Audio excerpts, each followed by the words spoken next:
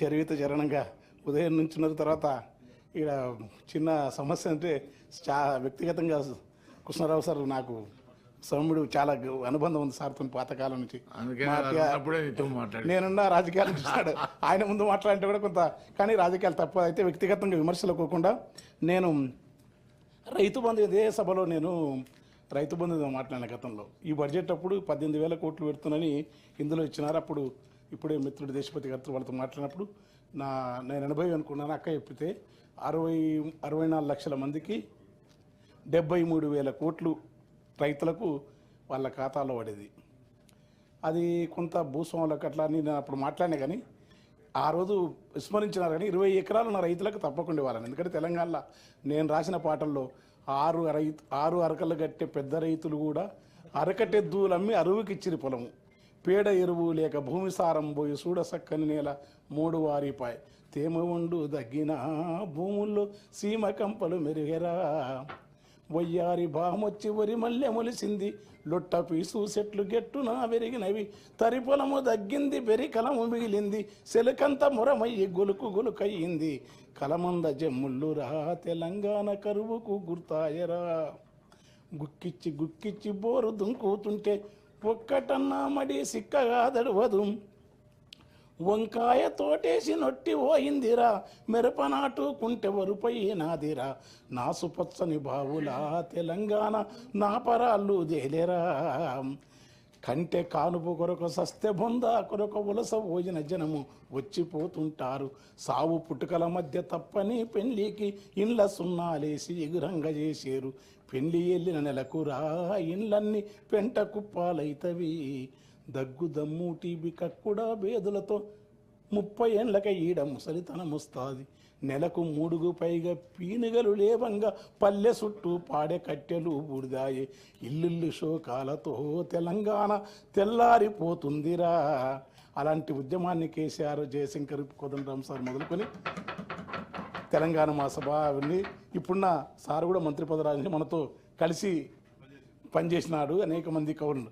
అది వచ్చిన తర్వాత ఆ రైతాంగం ఏ తీరుగా అంటే మొక్కస్తుంది కాదు, గలగల గల కాలువలల్ల మిలమిల చందమామ చేతి కందినట్టు మనసెంతకొచ్చినట్టు, ఎంతలింత మార్పు ఏది కేసీఆర్ చూపే ఈ తూర్పు అని ఒక సూర్యకాంతి చూపినని రాసినాను నేను. వెంటనే సార్ కూడా తెలుసు. అయితే అలాంటి దానికి మీరు 20 ఎకరాలు తగ్గిస్తే బాగుంటుందని, ఏమైంది రైతులు బంజర్ అన్నారు, పనిచేయనివి రియల్ ఎస్టేట్ తీసేయడం, కానీ కనీసం 50,000 కోట్లనే పెట్టాలి మీరు. వెంటనే నెలకు అందియాలి. గ్రామీణ ఆర్థిక చిన్నాభిన్నం అయిపోయింది. రైతుల దగ్గర పైసలు ఉంటే రైతులు పెట్టుబడులు పెడితే వ్యవసాయం వచ్చేది. మిమ్మల్ని దేవుళ్ళు అనిపోరు సారు పథకాన్ని. ఎందుకంటే మీరు ఫస్ట్ ఏం రాసినారు, బాబాసాహెబ్ అంబేద్కర్ మాట చెప్పినారు, రాజకీయ సామాజిక ఆర్థిక న్యాయం అమలు చేసే పటిష్టమైన ప్రజాస్వామ్య దేశంగా చూడాలనుకోవడం. అందుకే రాజ్యాంగ నైతికత ఆయన పదే నొక్కి చెప్పాడని రాసినారు ఆర్థిక మంత్రి గారు. రాజ్యాంగ నిర్మాత సూచించిన నైతిక విలువలను సరిగా పాటిస్తూ మా ప్రజాపాలన. శ్యాంప్రసాద్ ముఖర్జీ జనసంఘు, అంబేద్కర్ ఏమో ఆ రోజులో రిపబ్లికన్ పార్టీ. ఇద్దరు భిన్న భావజాలాలు ఉన్న వాళ్ళు. ఎందుకంటే నెహ్రూ గురించి కూడా చాలాసార్లు కాంగ్రెస్ వాళ్ళు చెప్తుంటారు న్యాయం కూడా. భిన్న భావజాలు ఉన్న వాళ్ళు ఒకే వేదిక పైన మాట్లాడుతున్నప్పుడు ఆ స్వేచ్ఛ అంబేద్కర్ వాళ్ళిద్దరి గురించి మాట్లాడే ఒక గొప్ప భారతీయ ప్రజాస్వామ్యానికి ఉన్న లక్షణం అది. కానీ సరిగ్గా దానికి భిన్నంగా ఇప్పుడు ఏంటంటే, అదే అంబేద్కర్ విగ్రహం కేసీఆర్ నిర్మించినాడని చెప్పి ఆ విగ్రహం అద్భుతమైన అందంగా ఉన్నది, ఎవరన్నా చేయని, కానీ ఆ విగ్రహానికి గేటు తాళం వేసి అక్కడ చూడకుండా టూరిజాన్ని పర్యావరణాన్ని ప్రోత్సహిస్తూ ఉంటున్నారు కదా. మన అభివృద్ధి కానీ, మన వికాసం కానీ, మన మార్కెట్ ఎకానమీ కానీ మనం చేసే అభివృద్ధి అవుతుందో అది మన సంతోషం, మన మానసిక వికాసానికి కూడా ఉంటుంది. దాంట్లో ఆర్థిక రాబడితో పాటు మానసిక వికాసం కదా. అంబేద్కర్ తాళం వేస్తే ఏమనుకోవాలి. ఎందుకంటే స్టాలిన్ గురించి ఈ సభలో చాలామంది పాలకపక్షం సభ్యులు చాలాసార్లు మాట్లాడారు. ఇదే స్టాలిన్ అమ్మఒడి అనే అమ్మ హోటల్ అని తెస్తే అమ్మ భోజనం అని పెడితే అమ్మ క్యాంటీన్ పెడితే ఆ ఫోటో తీసేయాలని చెప్పి డిఎంకే వాళ్ళంటే తప్పు తీసేయొద్దు, ఆ పథకాన్ని ఆమె పేరుతో ఉండాలని చెప్పినాడు స్టాలిన్. అంటే ఒక భిన్నాప్రాయం. అంబేద్కర్ విగ్రహాన్ని పెట్టినంత మాత్రాన, కేసీఆర్ తెచ్చినంత మాత్రాన మరి దానికి నేను ఆడిపోయినాక నాకు కళ్ళ నీళ్ళు వచ్చినాయి. ఎందుకంటే ఇదెక్కడి పద్ధతి.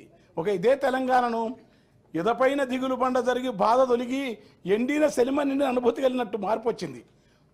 ఇంతమందికి ఈ విధానం తెచ్చిన రాష్ట్రంలో మళ్ళీ రైతు బంధువుకు ఖచ్చితంగా నిధులు పెంచాలని కోరుకుంటూ, తర్వాత 2014లో 2 లక్షల మందికి ఉపాధి కల్పించే ఐటీ రంగం 2023 వచ్చే నాటికి 10 లక్షల మందికి పెరిగింది. అది కేటీఆర్ యొక్క అమెరికాలో ఉన్న ఆయన నాలెడ్జ్, ఆయన వికాసం, ఆయనకున్న డెప్త్. అది చాలా మామూలు విషయం కాదు. అది నేను చెప్పిన పత్రిక కాదు, అంటే నేను రాసిన ఈ రాజకీయ టీఆర్ఎస్ అనుకున్న పత్రిక మొత్తం ప్రపంచం అంతా శ్లాఘించింది. తర్వాత 2,41,275 ఎక్స్పోర్ట్స్ ఐటీ రంగంలో జరిగింది. ఇది ఐటీ రంగానికి ఇప్పుడు మొత్తం ఏంటంటే దాన్ని ఎవరు చేసినా మనం అనుభవిస్తున్నాం, దాన్ని ఇంత వేగం చేయాలి. దానికోసం కూడా పెంచాల్సిన అవసరం ఉంది. తర్వాత ఇన్ని నెలలుగా కాళేశ్వరం తప్పులో ఇప్పుడు జరిగినాయి. ఏ ప్రభుత్వం మొన్న జరిగింది కావాలని ఈ మినిస్టర్ కానీ వెంకటరెడ్డి కానీ వాళ్ళ బాధ కదా. కాళేశ్వరంలో జరిగింది, ఎవరు చూస్తారు? ఓ పొరపాటు జరిగింది, కానీ జరగటం అనేది ఏం జరిగింది, ఏముంది? శాస్త్రవేత్తలు అందరూ బాధ్యులు, ముఖ్యమంత్రి బాధ్యులు అనే కాదు. ఉన్నప్పుడు దాన్ని జరిగిన తర్వాత ఎండాకాలం వచ్చిన తర్వాత ఆ కాళేశ్వరం నిర్మాణం చేసి ఆ నీళ్లను పంపే పని ఎందుకు చేస్తలేరు? దానికి అనేది నేను ఆ విషయంలో అంగీకరించడం లేదు. తర్వాత 31 ఫ్లైఓవర్లు, 12 అండర్ పాసులు, 732 కోట్లు పెడుతున్నామని చెప్పిన ఫ్లైఓవర్లు, అండర్ పాసులు ఇవన్నీ హైదరాబాద్ నగరంలో కేటీఆర్ చేసిన అద్భుతమైన వ్యక్తిత్వం. అది గుర్తుపెట్టుకోండి. అది అందుకని అది చెప్పడం నేను అంటే తర్వాత ఫ్యూచర్ సిటీ అంటున్నారు. తప్పదు, అభివృద్ధి కావాల్సిందే. అంటే విషయం సందర్భం కనుక చెప్తున్నా. చంద్రబాబు ఉమ్మడి ఇదే వేదిక పైన ఉమ్మడి చంద్రబాబు ఏమో మొత్తం నగరాలు గొప్పవి, పల్లెలు పనికిరావన్నాడు. రాజశేఖర రెడ్డి మా పాట పెట్టుకున్న పల్లె కన్నీరు పెట్టుకున్నప్పుడు ఆ మహాత్ముడు వచ్చేసి పల్లెలపైన కాన్సన్ట్రేట్ చేసినాడు. కేసీఆర్ వచ్చి అటు పల్లెలను ఇటు పట్టణాలను రెండింటిని ఒక సమ్మిళిత అభివృద్ధితోటి చేసే క్రమం ఉండే. ఇప్పుడు ఫ్యూచర్ సిటీ అనే పేరుతోని ఒక ప్రాంతంలో పొల్యూషన్ లేకుండా వజీర్ సుల్తాన్ అనే విఎస్టీ కంపెనీ ఎప్పుడైతే నిజాం కాలం నాటి కంపెనీ ఈ నగరం అంతా పాడైతుందని చెప్పి అక్కడెక్కడో రామ్నగర్ దగ్గర చౌరస్తా ఆ దూరంలో ఆ మూసి దానికి దగ్గర పెట్టి దాన్ని ఒక సెట్ అక్కడ వరకే ఉండాలనుకున్నాడు. తర్వాత ఉప్పలు విస్తరించింది, తర్వాత పటాన్చెరు. కానీ ఇవాళ నీవు మొత్తం పారిశ్రామిక హబ్బును, ఫార్మా హబ్బును, ఫ్యూచర్ సిటీని, మనుషుల నివాసాలను కలపడం అనేది ఫార్మా కంపెనీలను ప్రపంచవ్యాప్తంగా ఆయా దేశాలలోని ప్రజలు ఆ ప్రభుత్వాలని అభివృద్ధి చెందిన దేశాలు వ్యతిరేకిస్తున్నాయి, అంగీకరిస్తలేవు, అనుమతులు ఇస్తలేవు. ఈ ఫార్మా కంపెనీలను ప్రపంచం అంతా, ఎందుకంటే ఇప్పటికి సరిపోయిన మస్తు మందులు ఉన్నాయి. కొత్త జీవితం అంటే మెడిసిన్ కంటే రోగం కంటే రోగ నిరోధకమైన అంశమే ప్రాధాన్యత వహిస్తూ ఉంది. ఇవాళ అంతర్జాతీయ వైద్య ప్రమాణాలైనా ఇక్కడ డాక్టర్ అనరు, మిగతా అన్న. కానీ ఇంకా మందులు కుప్పలు వేయాల్సిన అవసరం లేదు. మందులు ఉన్నాయి, అద్భుతంగా ఉన్నాయి. కాకపోతే టెక్నాలజీ అంటే సిటీస్ కానీ అవి కానీ అవన్నీ చేయొచ్చు. కనుక కొత్త ఇప్పుడు మందులు కావాలా, అది కావాలని చెప్పి వాళ్ళు దేశాలలో పొల్యూషన్ దాన్ని తీసుకొచ్చి మన దగ్గర పెద్ద పెద్ద హబ్బులు ఎవరు పెట్టినైతే మళ్ళీ దాన్ని పెట్టి దాన్ని ఏం చేస్తున్నారు, అదే ఎక్కడో పెట్టిన కేసారు. ఇప్పుడు 7,000 ఎకరాలలో మొత్తం దాంట్లో నివాస యోగ్యాలు అవన్నీ. ఎందుకంటే ఇదంతా నాకు ఒక సామ్యం, అమరావతికి దీనికి ఏదో సామ్యం కనపడుతుంది నాకు. ఫ్యూచర్ సిటీ అమరావతి, ఎందుకంటే అమరావతిలో అదే పని చేసినారు.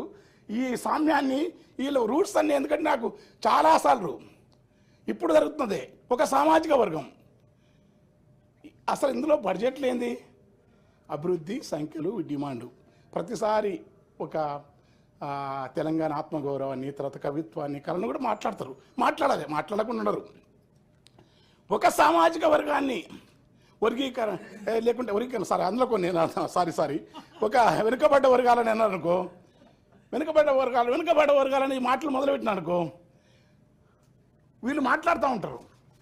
అదే సందర్భాన్ని ఆ మాటను వెనుకబడ్డ వర్గాలకు సంబంధించిన అంశం అగ్రకులాల్లోని విశాల మనస్తత్వంతో మాట్లాడాలి.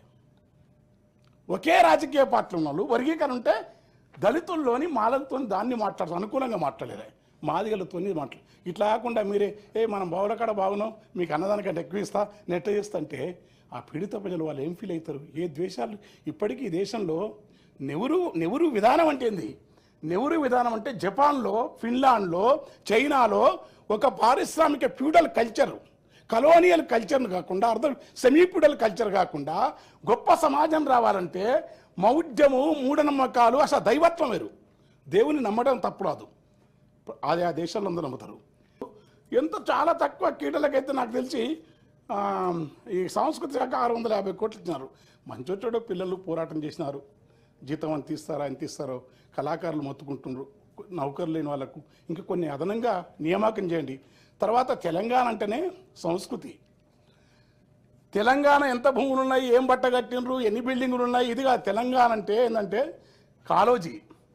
తెలంగాణ అంటేనే ఒక జయశంకర్, తెలంగాణ అంటేనే రామదాసు, తెలంగాణ అంటేనే ఒక దాశరథి, తెలంగాణ అంటేనే భాగ్యరెడ్డి వర్మ, తెలంగాణ అంటేనే రాకమచంద్ర వెంకటదాసు, వేపూరి హనుమద్దాసు, అహ్మదుద్దీన్. ఇంకా అట్లా చర్చ ఎక్కువ నా పాండిత్య ప్రతాపం చూపవచ్చు. కానీ తెలంగాణ అంటే కల్చర్ ఉన్న ఈ నేలపైన ఎంతోమంది గోరటంగానే కాదండి, గోరటంగానే కంటే వేరే కవులు చాలా మంది వద్దు. నేనేదో నేననగా ఎంత వాడ నెయ్యపు జీవులలో అన్నాడు అన్నమాచార్యం. అంటే నేననగా ఎంత వాడ నెయ్యపు జీవులలోనా, నా కీర్తిపై నాకు ఏమక్కువ లేదు, నియతి క్రమములను నన్ను నిత్యం నశింపజేయని రవీంద్రనాథ్ ఠాగూరుడు. I don't want any part prestige కోరుకున్నాను.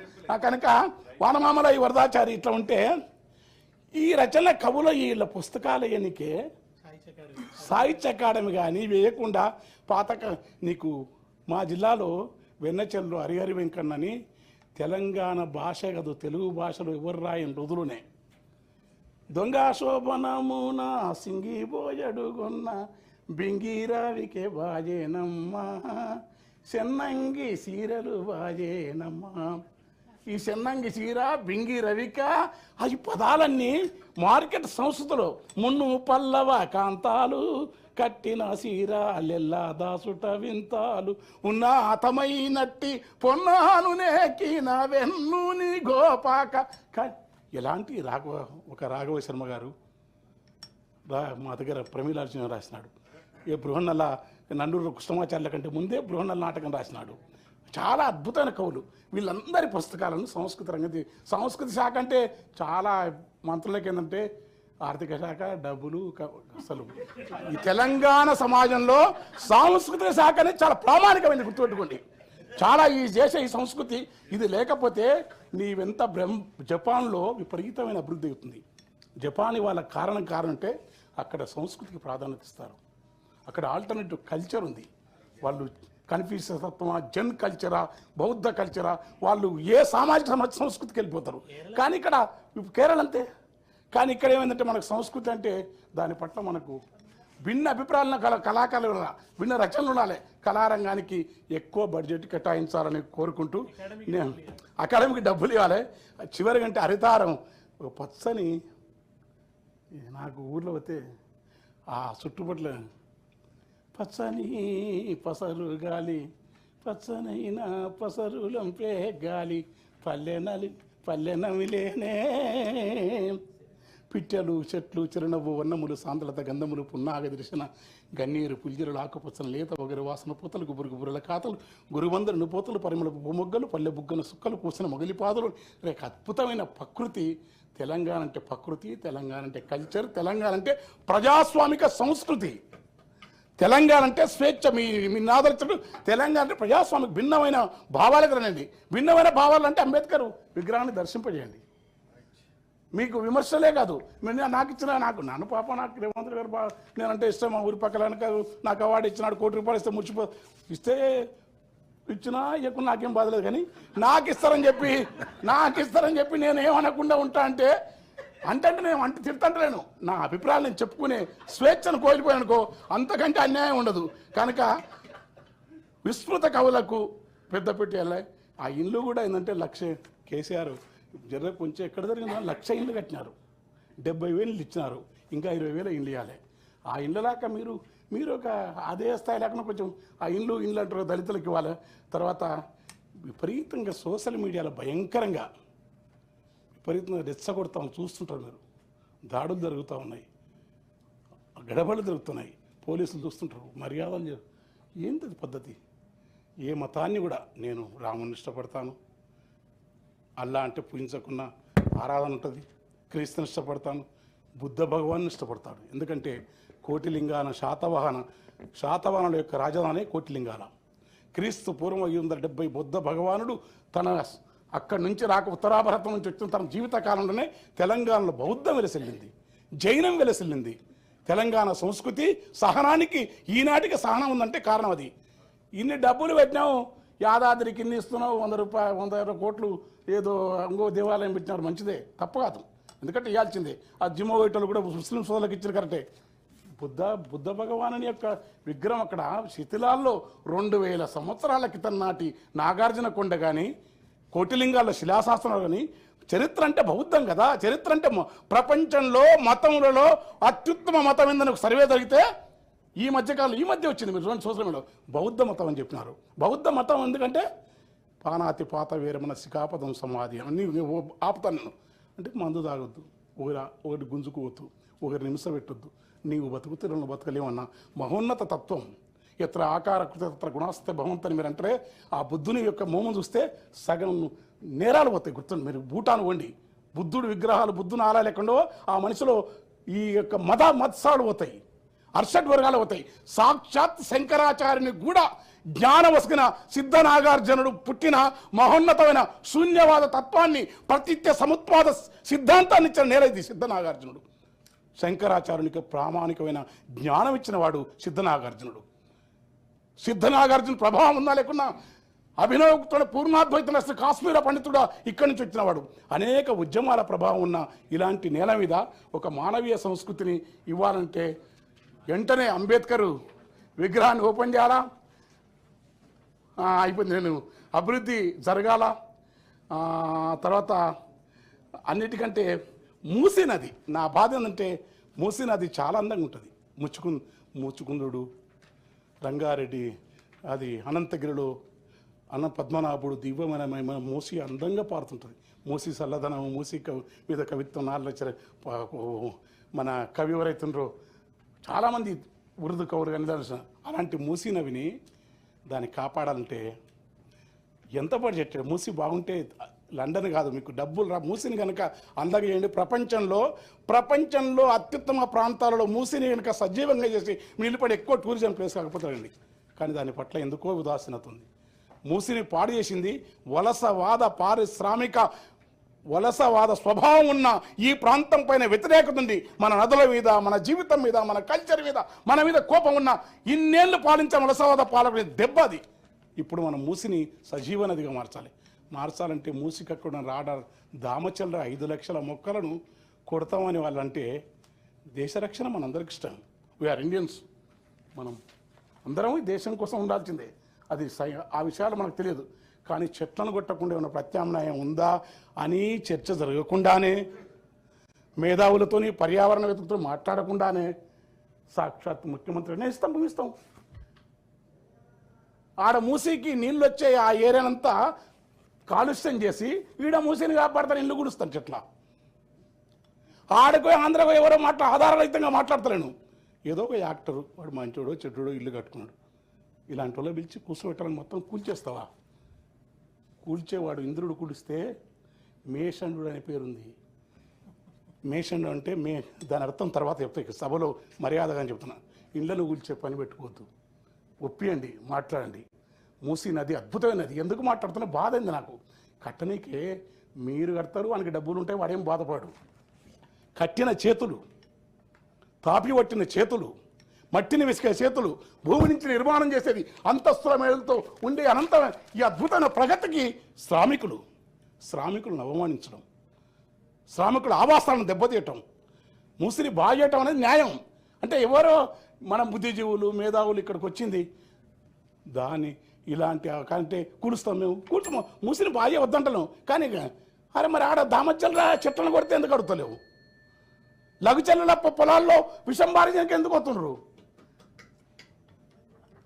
కనుక ఇలాంటివన్నిటిని చేసుకొని అయితే బడ్జెట్లో ఏ ప్రభుత్వం అయినా, నేను ఆ ప్రభుత్వాలను కానీ వ్యక్తిగతమైన విమర్శలు కూడా పేరు పెట్టి చేయను. నేను 3,04,00,09,00,000 మంచి బడ్జెట్ పెట్టినారు.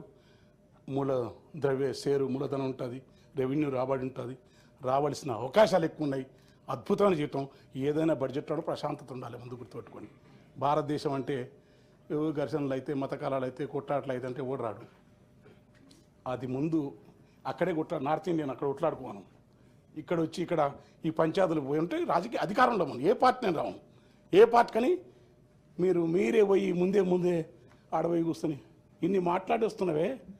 41% మనకిచ్చే నిధులను మనం కట్టే జిఎస్టీ ఎంత, మనం వచ్చే ప్రత్యక్ష పరోక్ష పనులు ఎంత, నీకు తిరిగేస్తున్నది ఎంత, ఇన్నిసార్లు పోయి మీరు ఆయనతోని కలిసి వస్తున్న బడేబాయి క్యా బోల్ రా, ఎవరు అడగాలి బడేబాయిని, ఎవరు అడగడానికి ఏమవుతుంది ఎక్కడంటే చిన్న ఎక్కడైనా సరే స్టాలిన్ మీరు చెప్పినారు 100 సార్లు, స్టాలిన్ లివడ్డాడు ధిక్కరించి. నా భాష మీద, నా హిందీ మీద, నా హృదయం ఇది ఒక మాట్లాడితే ధిక్కరించినాడు. ఏం చేసుకుంటావు వేసుకొని చెప్పి తమిళనాడు. అందుకనే అది ఆధిపత్యాన్ని ధిక్కరించే క్రమంలో, ఉత్తరాది ఆధిపత్యాన్ని ధిక్కరించే క్రమంలో అది బలోపేతంగా నిలబడి గుర్తుపెట్టుకోండి. అందుకని తమిళనాడు వాళ్ళ ఆల్టర్నేటివ్ కల్చర్ ఉంది కనుక మరి మీకు ప్రజలు అద్భుతంగా కేసీఆర్ని గెలిపించిన ప్రజలంటే మామూలు ప్రజలు కాదు. ఇక్కడ గుర్తుపెట్టుకోండి, ఉద్యమాల నుంచి వచ్చిన ప్రజలు 12,000 మంది నెత్తురుతోని తడిసిన నేల ఇది. గుర్తుపెట్టుకోండి, మధ్య చెట్లకు మాటలు నేర్పి, ఉద్యమానులకు యుద్ధం నేర్పి, గడీల నుండి జులుమును తరిమిన గెరిల్లా దండు పోరాట యోధులు నడిచిన ప్రాంతం. భీమిరెడ్డి నరసింహారెడ్డి తన సమస్తాన్ని ప్రజలకు అందించి నిజాం నవాబ్ మీద నాగలెత్తి పోరాటం మోహనత రావినారాయణ రెడ్డి తన 500 ఎకరాల ప్రజలకు ఇచ్చినాడు. గుర్తుపెట్టుకోండి, మిగతా ప్రాంతం ఇక్కడ కులం ఉండదు, ఇక్కడ మనుషులు వేరు. సర్వదేవ భట్ట రామనాథం ఒక బ్రాహ్మణుడు మొత్తం తన ఆస్తిని ప్రజలకు ఇచ్చినాడు. ఉప్పల మనసులు బిలాంగ్స్ టు మాదిగా 4 సార్లు ఎమ్మెల్యే, 3 సార్లు ఎమ్మెల్యే, చెప్పులు ఉట్టుకొని బతికినాడు. ఇక్కడ సంస్కృతి వేరు, ఇక్కడ జీవితం వేరు. ఇలాంటి నేల మీద, ఇలాంటి నేలపైన జులుము జరుగుతూ ఉంటే, అహంకారం జరుగుతూ ఉంటే, పెత్తనం జరుగుతూ ఉంటే ఎవరిని ఎట్లకెళ్ళి పెట్టుబడులు వస్తాయి, ఎట్లా మీ బడ్జెట్ వస్తుంది, ఎట్లా మానవ జీవితం సుఖమయంగా ఉంటుంది, దీన్ని ఆలోచించాలని కోరుకుంటూ ఎందుకంటే మీరు చెప్పిన మీ విధానంలో ప్రజాస్వామ్యం, ప్రజల పాలనక మరి అన్నప్పుడు అలాంటి నాలాంటి ఎందుకంటే నేను మీతో నన్ను పిలవకండి, చాలామంది అరగోపాల సార్ లాంటి వాళ్ళు మాట్లాడండి, ప్రజాస్వామికవాదులతో మాట్లాడండి, సమస్యలన్నీ మీరు పరిష్కరించరు. కానీ ఒకరిని గేసి ఒకరిని నిలుస్తాం, ఒకరి విధంగా ఇది ఈ పద్ధతి అవుతుందో ప్రజలకు అంతిమంగా మన అభివృద్ధికి, మన నేలకు, మన తెలంగాణ నేషన్ ఒక జాతి, ఇది గుర్తుపెట్టుకోండి. తెలంగాణ బౌద్ధం చేత, జైనం చేత, వరకవి సిద్ధప్ప చేత, అచలం చేత, అమనస్తం చేత, సిద్ధనాగారం చేత, సాంఖ్యం చేత, మహత్తరమైన తాత్విక సాంస్కృతిక వారసత్వం చేత, విప్లవోద్యమాల చేత, కమ్యూనిస్టు ఉద్యమాల నిర్మాణం చేత, గాంధేయవాదులు ఒక కాళోజీ, పివి నరసింహారావు, లేకుంటే ఒక మీ మెదక్ జిల్లా కేవల్ కిషన్ లాంటి వాళ్ళ కేవల్ కిషన్ అనే కమ్యూనిస్ట్ జాతర చేస్తారు. గుర్తుకోండి, బందకి ఇంతమంది 12,000 మంది నెత్తులతో తరిసిన అనువు ప్రతి ప్రాంతం తరిసిన నేల, ఇంత త్యాగాల నేలను, తెలంగాణ కోసం ఒరిగిన నేలను ఏ యొక్క ఉన్మాదాలు, మరో రూపంలో వచ్చే అలజడులు, వీటిని ఆపడానికి శాంతి భద్రత అయినాక చూస్తాం కాదు. మీరు ఇంకా 10,000 పెట్టినా పెట్టండి, 10,000 కోట్లను పెట్టినట్టు ఎక్కువ పెట్టండి, కానీ ముందే జరగకుండానే ముందు ఆపే కఠినమైన పారదర్శకమైన పాలన అందించి తెలంగాణ ముఖ చిత్రాన్ని అద్భుతంగా ఉంచండి. దానికి వీరందరి మద్దతు అవకాశం ఇచ్చే పెద్ద ఆయనకు పాదాబంధనాలు. ప్రపంచంలో ఏ మూల ఏ క్షణం ఏం జరుగుతుందో వేగంగా తెలుసుకోవడానికి తొలి వెలుగు వాట్సాప్ ఛానల్ని ఫాలో చేయండి.